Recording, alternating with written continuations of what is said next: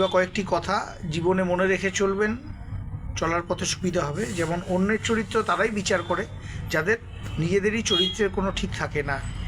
সম্পর্কের মধ্যে একবার হলেও বিশ্বাস ভাঙার দরকার আছে, তা না হলে সম্পর্কের গভীরতা বা দৃঢ়তা বোঝা যায় না। কারো প্রিয়জন হতে গিয়ে প্রয়োজন হয়ে যাবেন না। মনে রাখবেন, আম খাওয়ার পর কিন্তু লোকে আটিটি ছুঁড়ে ফেলেই দেয়।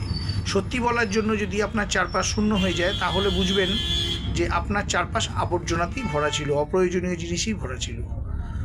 বন্ধু যতই খারাপ হোক তাকে কখনো ফেলে দেবেন না, কারণ জল যতই খারাপ হোক না কেন তা কিন্তু আগুন নেভানোর কাজে লাগবেই।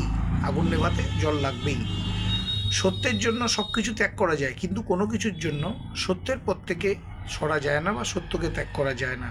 শরীর ও সম্পত্তি নিয়ে গর্ব না করাই ভালো, কারণ অসুস্থ বা দারিদ্রতা কোনোটাই কিন্তু বলে আসে না। যাকে আপনি বেশি ভালোবাসবেন দেখবেন সেই আপনার বেশি দুঃখের কারণ হবে।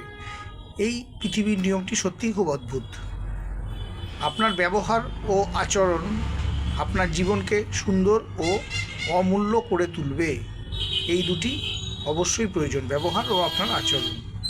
তোমার জীবনের বা আপনার জীবনের স্বপ্নগুলি পূরণের জন্য বয়সের প্রয়োজন নেই, শুধু অক্লান্ত প্রচেষ্টা, পরিশ্রমের দরকার।